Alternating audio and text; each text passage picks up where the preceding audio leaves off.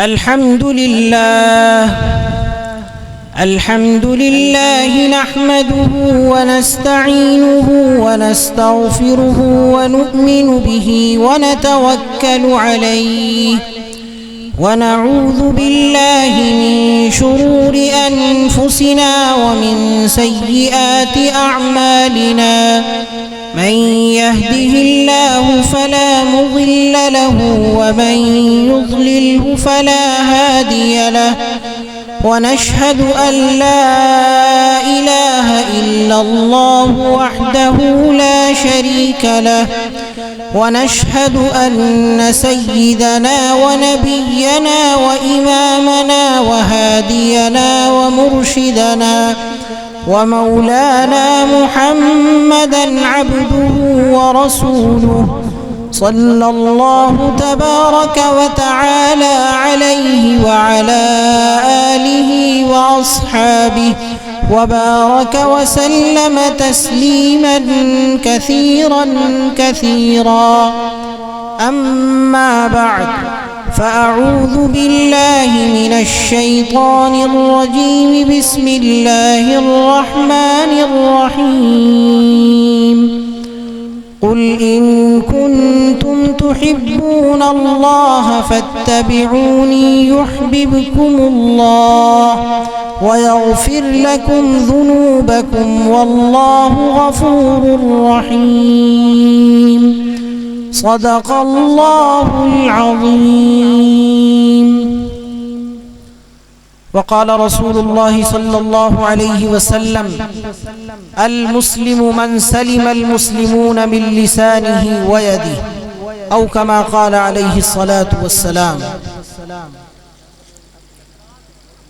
وہ دانائے سبل ختم الرسل مولائے کل جس نے، وہ دانائے سبل ختم الرسل مولائے کل جس نے، غبار راہ کو بخشا فروغ وادی سینا.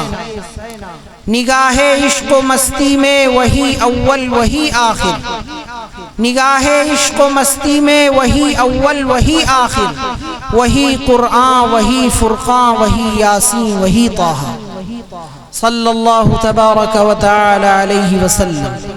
دوستو، آپ حضرات اچھی طرح واقف ہیں کہ اس دنیا میں اللہ تبارک و تعالی نے انسانوں کو پیدا فرمایا ہے اور اس پیدا فرمانے کا مقصد بیان فرمایا ہے. قرآن کریم کے اندر فرماتے ہیں اللہ تبارک و تعالی: وَمَا خَلَقْتُ الْجِنَّ وَالْإِنسَ إِلَّا لِيَعْبُدُونَ، کہ ہم نے انسان اور جنات کو دنیا میں جو پیدا فرمایا ہے اس کا مقصد یہ ہے کہ وہ ہماری مان کر کے دنیا میں زندگی گزارے. اللہ تبارک و تعالی نے اپنے پیغمبر کے ذریعے بہت سے احکام، بہت سی باتیں ہم کو بتائیں اور ہم کو پابند بنایا ہے کہ اس کو اپنی زندگی میں لائیں. بہت سی چیزوں سے ہم کو منع کیا گیا ہے، تاکید کی گئی ہے کہ دنیا میں تم کو رہتے ہوئے ان چیزوں سے بچنا ہے، ان چیزوں سے دور رہنا ہے. تو میرے دوستو، جو چیزیں اللہ تبارک و تعالی نے اپنے پیغمبر کے ذریعے ہم کو بتائی ہیں اور جن پر کاربند رہنے کا ہمیں حکم دیا ہے، وہ دو طرح کے ہیں. ایک اس میں تو اللہ تبارک و تعالی کے حقوق ہیں اور دوسرے بندوں کے حقوق. اللہ تبارک و تعالی کے حقوق کیا ہیں؟ نماز ہے، روزہ ہے، زکوٰۃ ہے، حج ہے یا کسی بھی طرح کی عبادت ہے، یہ اللہ تبارک و تعالی کا حق ہے. اگر آپ اس کے اندر کوتاہی کرتے ہیں تو آپ اللہ کے حق کو پورا کرنے والے نہیں ہوں گے اور اللہ تبارک و تعالی آپ کی اس پر پکڑ کر سکتے ہیں. دوسرا پہلو ہے بندوں کے حق کا. یہ بڑا نازک مسئلہ ہے. آج ہماری زندگی جو بد سے بدتر ہوتی جا رہی ہے، آج ہم ہر طرف ذلت و رسوائی کا شکار ہیں. آج ہم اپنے کو ذلیل تصور کر رہے ہیں اور ہر آدمی ہم کو کمتر سمجھنے لگا ہے. جو آدمی ہمارے سامنے کھڑے ہونے کے لائق نہیں تھا، جس کو تہذیب اور سلیقے سے کوئی مس نہیں تھی، جس کو تہذیب و تمدن سے کوئی تعلق نہیں تھا، وہ بھی ہمارے سر پر سوار ہے. اور ہمیں دنیا سے ختم کرنا چاہتا ہے، نیست و نابود کرنا چاہتا ہے۔ میرے دوستو، اس میں جو ایک بہت بڑی چیز ہے جس کا دخل ہے وہ ہے ہم بندوں کے حقوق کو پورا نہیں کرتے۔ انسان جس گھر میں رہتا ہے، جس معاشرے میں رہتا ہے، جس سماج میں رہتا ہے، جس گاؤں میں رہتا ہے، جس شہر میں رہتا ہے، وہاں کے ہر آدمی کے دوسرے کے اوپر حقوق ہے۔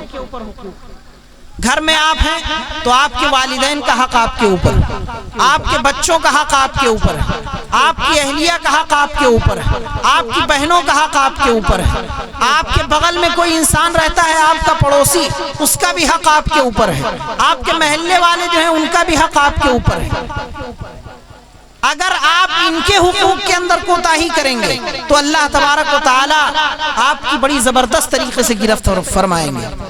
اللہ کا حق تو اللہ کی ذات تک محدود ہے، اور اللہ بڑا رحیم و کریم ہے، اس کی ذات سے تو قوی امید ہے کہ وہ معاف کر دے گا اگر خدا نخواستہ کوتاہی ہو جائے، لیکن جو بندوں کا حق اللہ نہیں معاف فرمائیں گے۔ قیامت کے دن نبی کریم صلی اللہ علیہ وسلم ارشاد فرماتے ہیں، ایک بار آپ نے صحابہ سے پوچھا کہ بتاؤ سب سے زیادہ غریب اور مسکین کون شخص ہے؟ سب سے زیادہ غریب اور مسکین کون شخص ہے؟ تو ظاہر ہے کہ ہم سے بھی پوچھا جاتا تو ہم وہی جواب دیتے۔ کیا ہم غریب کس کو سمجھتے ہیں؟ جس کے پاس مال نہ ہو، جس کے پاس زمین جائیداد نہ ہو، جس کے پاس کوٹھی بنگلے نہ ہو۔ تو صحابہ نے بھی وہی جواب دیا کہ حضور غریب آدمی وہ شخص ہے جس کے پاس مال و دولت کچھ نہ ہو۔ حضور نے فرمایا نہیں، غریب وہ نہیں ہے، غریب وہ شخص ہے جو قیامت کے دن اعمال کا ایک پورا گٹھر لے کر کے آئے گا، پورا ڈھیر لے کر کے آئے گا، اس کے پاس نیکیوں کا ڈھیر ہوگا، لیکن جب اللہ تبارک و تعالیٰ کی بارگاہ میں پیشی ہوگی تو کوئی بندہ آئے گا، کہے گا اللہ اس نے فلاں دن مجھے گالی دی تھی، اس نے فلاں وقت مجھے بے وجہ مارا تھا، اس نے فلاں وقت مجھے ستایا تھا، مجھے پریشان کیا تھا۔ مختلف قسم کے لوگ آ کر کے اکٹھا ہو جائیں گے۔ اب وہاں پر اللہ تبارک و تعالیٰ فرمائیں گے کہ اس کی جتنی نیکیاں ہیں اسی میں سے ان سب کو دے دی جائے۔ تو اس انسان کی جو نیکیوں کا ڈھیر لگا ہوا تھا وہ سارا ڈھیر کس کو دے دیا جائے گا؟ اس آدمی کو جس کا حق مارا ہوگا، اس نے جس کو پریشان کیا ہوگا، جس کو ستایا ہوگا، جس کو گالی دی ہوگی، جس کو برا بھلا کہا ہوگا، ان لوگوں کو اس کا پوری نیکیاں اس کی تقسیم کر دی جائیں گی، بانٹ دی جائیں گی، اور وہاں یہ کیا رہے گا؟ یہ اکیلا اور تنہا رہ جائے گا، کچھ نہیں بچے گا اس کے پاس۔ تو وہ غربت کا وقت ہوگا، وہ مسکینی کا وقت ہوگا۔ آج ہمارے معاشرے کے اندر اور ہمارے سماج کے اندر ایک بہت بڑی بیماری پیدا ہو گئی، وہ ہے حسد کی بیماری۔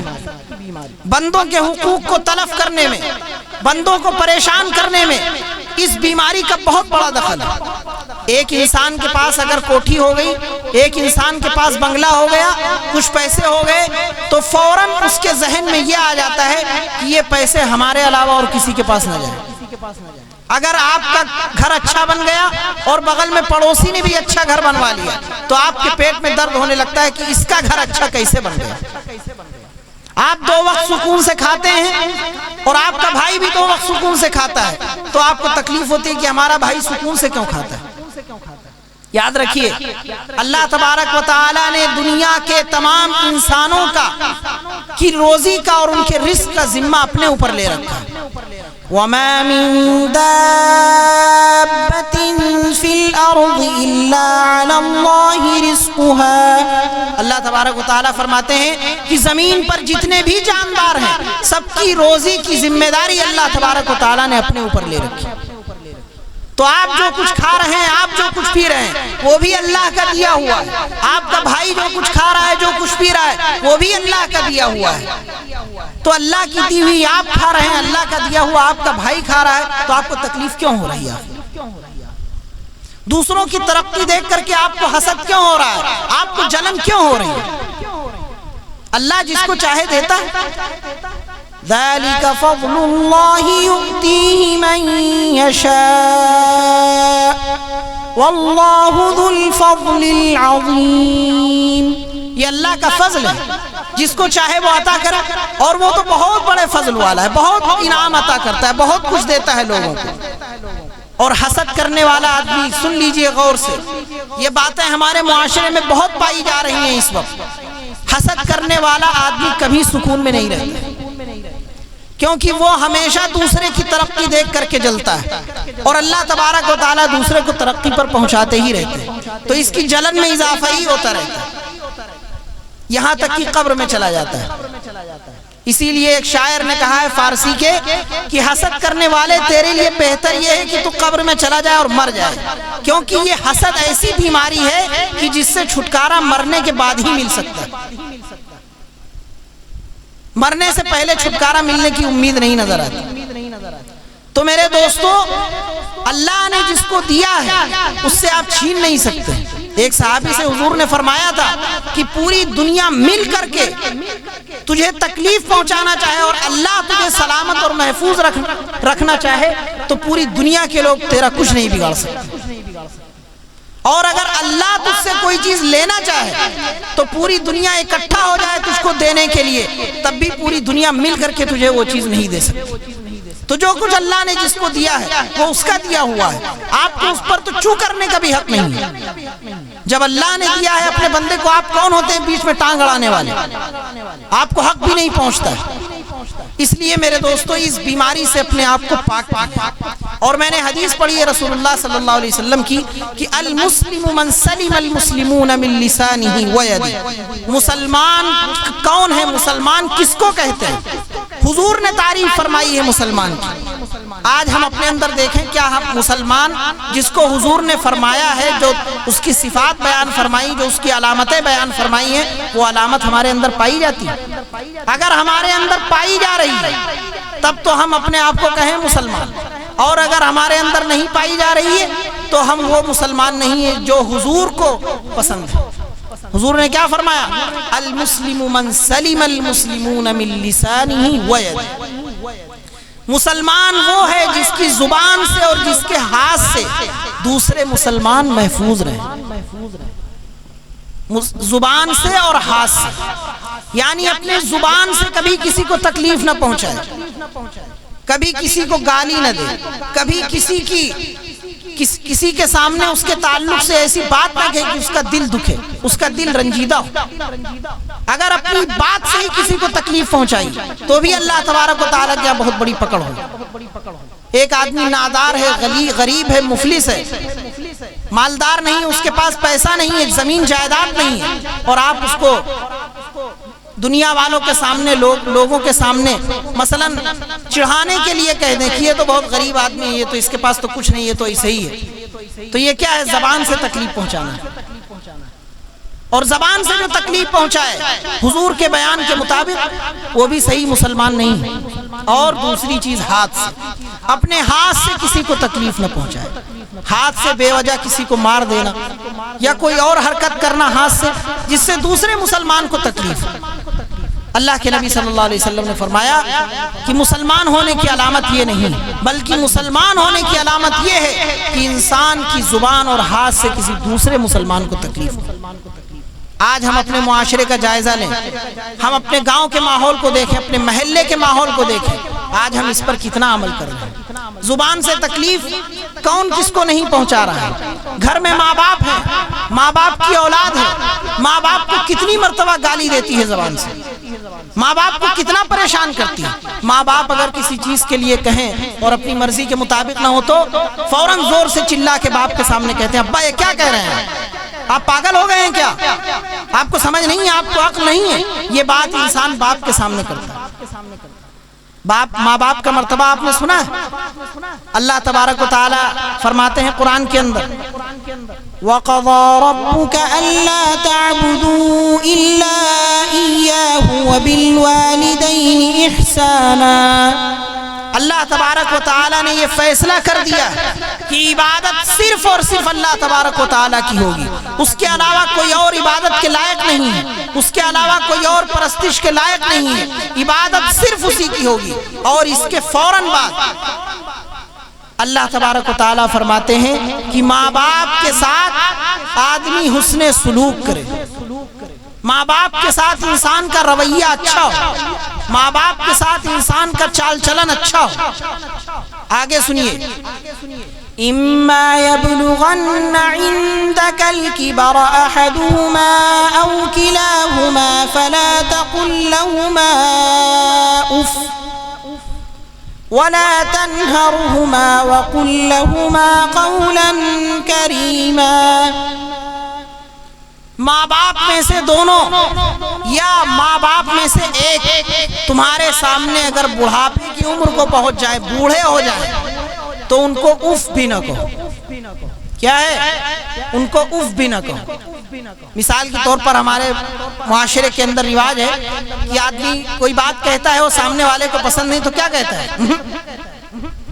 یہ جو کہتا ہے، یہ بھی قرآن نے فرمایا کہ ماں باپ کے سامنے مت کرو. ماں باپ جب بوڑھے ہو جائیں، یہ ماں باپ کا ادب اور لحاظ ہے. اور ان کو کبھی جھڑک کر جواب مت دینا، ان کے سامنے کبھی تیز آواز میں بات مت کرنا، ان کا ہمیشہ ادب اور لحاظ رکھنا، ان کے سامنے ہمیشہ سنجیدگی سے بات کرنا، ان کے سامنے ہمیشہ ادب سے بات کرنا. آج ہم اپنی گریبان میں جھانک کے دیکھیں، ہمارے معاشرے میں کتنے لوگ ہیں جو اس کا لحاظ رکھتے ہیں، اپنی زبان سے بھی تکلیف پہنچاتے ہیں اپنے والدین کو، اور اپنے ہاتھوں سے بھی بہت سے بد نصیب نوجوان ایسے ہیں جو اپنے ہاتھوں سے بھی والدین کو تکلیف پہنچاتے ہیں. ماں باپ کو گھر سے باہر نکال دیا، ان کے کھانے کی فکر نہیں، ان کے پانی کی فکر نہیں، حالانکہ ماں باپ کا آپ کے اوپر کتنا احسان ہے آپ اندازہ لگا سکتے ہیں. وَوَصَّيْنَا الْإِنسَانَ بِوَالِدَيْهِ إِحْسَانًا حَمَلَتْهُ أُمُّهُ كُرْهًا وَوَضَعَتْهُ كُرْهًا وَحَمْلُهُ وَفِصَالُهُ 30 شَهْرًا. اللہ تبارک و تعالیٰ فرماتے ہیں کہ ہم نے تاکید کے ساتھ انسان کو یہ حکم دے رکھا ہے کہ اپنے ماں باپ کے ساتھ اس کا برتاؤ اچھا رہے. کیوں؟ ماں باپ نے اس کو 9 مہینے پیٹ کے اندر رکھا، اس کی تکلیف کو برداشت کیا، وزن اپنے پیٹ کے اندر رکھ کر کے اس کی پرورش کی، اور پھر 2.5 سال تک اس کو دودھ پلایا. کیا آج ایک آدمی اگر ہمارا کام کر دے، عدالت میں کوئی ضرورت ہو کسی کے کام کروانے کی، وکیل اچھا کام کر دے، یا کسی اور جگہ ضرورت پڑے، کوئی ہم کو سامان لا کے دے دے، کوئی ضرورت کی چیز لا کے دے دے، تو ہم اس کے احسان مند ہوتے ہیں، ہم اس کا شکریہ ادا کرتے ہیں کہ بھئی آپ ایسے وقت میں ہمارے کام آئے. تو اس کا شکریہ ادا کرنا ہم اپنی ذمہ داری سمجھتے ہیں. اور ماں باپ جنہوں نے اتنا بڑا احسان کیا ہے، ان کا شکر ادا کرنا ہماری ذمہ داری نہیں ہے کیا؟ بالکل ہماری ذمہ داری، ہمارے اوپر فرض ہے. یہ رسول اللہ صلی اللہ علیہ وسلم کا بھی حکم ہے اور اللہ تبارک و تعالیٰ کا بھی حکم. اور ایک بات یہ بھی یاد رکھیے اچھی طرح کہ اللہ کی نعمت کی اگر قدر نہیں کی جاتی ہے تو اللہ تبارک و تعالیٰ وہ نعمت چھین لیا کرتے ہیں. اللہ فرماتے ہیں لَإِن شَكَرْتُمْ لَأَزِيدَنَّكُمْ وَلَإِن كَفَرْتُمْ إِنَّ عَذَابِي لَشَدِيدٌ. ہماری نعمتوں کا تم شکر ادا کرتے رہو گے تو ہم نعمتوں میں اضافہ فرمائیں گے، نعمتوں کو بڑھائیں گے اور دیں گے تم کو، اور اگر ناشکری کرو گے تو نعمت چھین لیں گے. نعمت دینے والا اللہ ہے، اس کے علاوہ کسی کے بس میں نہیں ہے کچھ دینا آپ کو. جب وہ اس پر اسی کی قدرت ہے، جب اسی کے ہاتھ میں ہے سب کچھ، تو وہ جب چاہے دے اور جب چاہے چھین لے. آپ کیا کر لیں گے اس کو؟ اس لیے والدین بھی ایک نعمت ہے اللہ تبارک و تعالیٰ کی. جن کے والدین زندہ ہیں ان کو ابھی شاید اس کی اہمیت نہ پتا ہو، اس لیے وہ قدر کر لیں والدین کی. والدین وہ ہیں جو دنیا میں بھی آپ کے ساتھ احسان کرتے ہیں اور قیامت میں بھی ان کا احسان آپ کے اوپر رہے گا. آپ والدین کی خدمت کریں گے، ان کی دعائیں لیں گے تو اللہ تبارک و تعالیٰ کے پیغمبر نے فرمایا کہ میدان محشر میں انسان کے جو مراحل ہوں گے حساب و کتاب کے اور جنت و جہنم میں داخلے کے، وہ آسان ہو جائیں گے جس کے ساتھ والدین کی دعائیں ہوں گی. اس کے لیے جس نے والدین کی بڑھاپے میں خدمت کی ہوگی، اللہ تبارک و تعالیٰ اس کے لیے جنت کی راہیں آسان کریں گے. اور حضور کا مشہور ارشاد ہے کہ جنت ماں کے پیر کے نیچے. جنت کہاں ہے؟ ماں کے قدموں کے نیچے۔ اس لیے جو جنت تک پہنچنا چاہتا ہے اس کے لیے ضروری ہے کہ ماں کی خدمت کر کے جنت کا راستہ اپنے لیے ہموار کر لے۔ اور حضور نے کیا فرمایا؟ باپ جنت کا دروازہ ہے، اس لیے اگر باپ کی نافرمانی کرے گا تو جنت کا دروازہ اس کے لیے نہیں کھلے گا۔ پھر جنت میں جائے گا کیسے جب دروازہ نہیں کھلے گا؟ تو ماں کی بھی خدمت کرنی ہے اور باپ کی بھی خدمت کرنی ہے۔ ماں کو بھی راضی رکھنا ہے، باپ کو بھی راضی رکھنا ہے، دونوں کو راضی رکھ کر کے دنیا میں زندگی گزارنی ہے۔ نہ اپنی زبان سے تکلیف دے ماں باپ کو، نہ اپنے ہاتھ سے تکلیف دے، نہ اپنے کسی اور اعضاء و جوارح سے تکلیف دے، نہ کسی اور چیز سے تکلیف دے۔ آپ اپنا مال کسی ایسی جگہ نہ لگائیں جو ماں باپ کے لیے تکلیف کا باعث ہو۔ آپ کوئی ایسی حرکت نہ کریں جو ماں باپ کو پریشان کرنے والی۔ یہ تو ہے ماں باپ کا حق۔ اور بھی بہت سارے حقوق ہیں۔ پڑوسیوں کا حق ہے، جن کے بغل میں آپ رہتے ہیں ان کا بھی حق ہے آپ کے اوپر۔ حضور نے کیا فرمایا؟ من کان یؤمن باللہ والیوم الآخر فلیکرم جارہ۔ جو آدمی اللہ پر اور آخرت کے دن پر ایمان رکھتا ہو، جو اللہ کو ایک مانتا ہو اور اس کا یہ یقین اور اعتقاد ہو کہ قیامت بھی آنی ہے، مرنا بھی ہے، دنیا ختم ہوگی، یہ زندگی ختم ہوگی، ایک لازوال زندگی شروع ہونے والی ہے جو کبھی ختم نہیں ہوگی، اس کو چاہیے، جو ان سب باتوں کا یقین رکھتا ہو، اس کو چاہیے کہ وہ اپنے پڑوسی کے ساتھ اچھا برتاؤ کرے۔ آپ کے پڑوسی بغل میں رہتے ہیں، آپ ان کے ساتھ کوئی ایسی حرکت نہ کریں، کسی طرح ان کو پریشان نہ کریں جو ان کا دل دکھے۔ ایک صحابی فرماتے ہیں کہ حضور نے پڑوسیوں کے حقوق کی اتنی تاکید کی ہمارے سامنے کہ ہم کو خطرہ ہو گیا کہیں پڑوسیوں کا حصہ بھی میراث کے اندر نہ لگ جائے۔ انسان جب مرتا ہے تو اس کے پاس جو زمین جائیداد ہوتی ہے اس میں حصہ لگتا ہے، کچھ بچوں کا حق ہوتا ہے، کچھ بیوی کا حق ہوتا ہے، کچھ بہنوں کا حق ہوتا ہے، جو بھی ہوتے ہیں رشتہ دار، اس کی ترتیب ہے، شریعت کا حکم ہے، اس کے مطابق تقسیم کیا جاتا ہے اس کو۔ تو صحابہ نے فرمایا کہ ہم کو خطرہ ہو گیا، اتنی تاکید کی حضور نے پڑوسیوں کے حقوق کی کہ کہیں اس میراث کے اندر پڑوسی کا حصہ بھی نہ لگنے لگے۔ حالانکہ پڑوسی کا حصہ نہیں لگتا ہے، اپنے رشتہ دار اور گھر والوں کا حصہ لگتا ہے۔ تو یہ ہے، ایک مرتبہ حضور نے کیا فرمایا؟ 3 مرتبہ فرمایا، خدا کی قسم وہ شخص مومن نہیں، خدا کی قسم وہ شخص ایمان والا نہیں، خدا کی قسم وہ شخص ایمان والا نہیں، 3 مرتبہ فرمایا۔ تو صحابہ بہت پریشان ہوئے، کہا حضور کون شخص ایمان والا نہیں، یہ تو بتائیے۔ آپ نے فرمایا وہ شخص ایمان والا نہیں ہے جس کے پڑوسی اس کی شرارتوں سے محفوظ نہ ہو، جو پڑوسیوں کو آئے دن پریشان کرتا رہتا ہے، ان کے بچوں کو پریشان کرتا ہو، ان کے گھر والوں کو پریشان کرتا ہو، وہ شخص ایمان والا نہیں ہے، اس کو اپنے ایمان کی فکر کرنی چاہیے۔ اور اسی طرح اللہ کے نبی صلی اللہ علیہ وسلم نے فرمایا کہ وہ شخص بھی مومن نہیں ہے جو خود تو پیٹ بھر کے کھائے اور اس کے بغل میں رہنے والا اس کا پڑوسی بھوکا سو جائے۔ یہ پڑوسی کا حق ہے، یہ پڑوسی کا ادب اور احترام ہے۔ کیا آج ہم یہ حق ادا کرتے ہیں؟ کیا ہم پڑوسیوں کا اتنا ہی خیال رکھتے ہیں جتنا رکھنا چاہیے؟ میرے دوستوں، ہم نہیں رکھتے۔ اگر ہم یہ سب نہیں کر پاتے ہیں تو پھر ہم اپنے آپ کو مسلمان کہنے کے حقدار کیسے ہو سکتے ہیں؟ آج ہم چھوٹی چھوٹی باتوں کے چکر میں دوسرے اپنے بھائی سے جھگڑا کر لیتے ہیں، اپنے بھائی سے لڑائی کر لیتے ہیں اور اس سے آگے بڑھ کر کے دشمنی کر لیتے ہیں، اور وہ دشمنی مرتے دم تک چلتی ہے۔ یہ مسلمان کی شان نہیں ہے۔ رسول اللہ صلی اللہ علیہ وسلم کو بھی تکلیف دی ہے لوگوں نے کہ نہیں دی؟ آپ نے سنا ہوگا کتنی تکلیف دی گئی آپ کو، آپ کے راستے میں کانٹے بچھائے گئے، آپ کو پتھر مارا گیا، بعض ظالموں نے آپ کے چہرے پر تھوک دیا، کتنی بڑی تکلیف کی باتیں تھی۔ 3 سال تک آپ کا سماجی بائیکاٹ کیا گیا۔ سماجی بائیکاٹ کا مطلب ایک دوسرے سے مل نہیں سکتے ہیں، بالکل الگ تھلگ کر دیا گیا۔ جو ایمان والے تھے ان کو بالکل الگ تھلگ ایک جگہ بند کر دیا گیا، اور یہ کہا گیا کہ مکے کا کوئی دوسرا آدمی ان سے ملے نہ۔ 3 سال تک اس جگہ پر بند رکھا گیا، اور پھر آپ اندازہ لگا سکتے ہیں کہ 3 سال تک اگر آدمی کو ایک جگہ بند رکھا جائے، نہ وہاں کھانا پہنچ سکتا ہے، نہ وہاں پانی پہنچ سکتا ہے، تو کس طرح سے زندگی گزارے گا 3 سال؟ 2-4 دن کا آدمی تو سامان اکٹھا کر سکتا ہے، جمع کر سکتا ہے، لیکن 3 سال تک۔ 2 سال پہلے ہمارے ہاں لاک ڈاؤن لگا تھا 1.5-2 مہینے کے لیے شروع میں، تو کتنا پریشان ہو گئے تھے لوگ، اور حضور کو 3 مہینے کے لیے بند کر دیا گیا۔ ہم کو تو 2 مہینے کے لیے بند کیا گیا تھا گھر میں، اور ہماری بندش اس طرح کی نہیں تھی جو حضور کی تھی۔ ان سے کوئی مل ہی نہیں سکتا تھا، ان کے پاس کوئی جا ہی نہیں سکتا تھا۔ ایمان والوں کی ایک بڑی تعداد تھی، 3 سال تک قید رہے۔ درختوں کے پتے کھائے انہوں نے، جانوروں کے چمڑے چبا کر کے اپنی زندگی گزاری، اپنی پیاس بجھائی، درختوں کی چھالیں کھا کھا کر کے اپنی زندگی گزاری۔ لیکن جب حضور رہا ہوئے، جب حضور کو مکہ میں داخلہ ملا اور حضور بادشاہ بن کر کے مکے میں داخل ہوئے، تو وہی مکے والے سب موجود تھے حضور کے دشمن، لیکن حضور نے کسی کو کچھ نہیں کہا، سب کو معاف کر دیا، جاؤ سب آزاد ہیں۔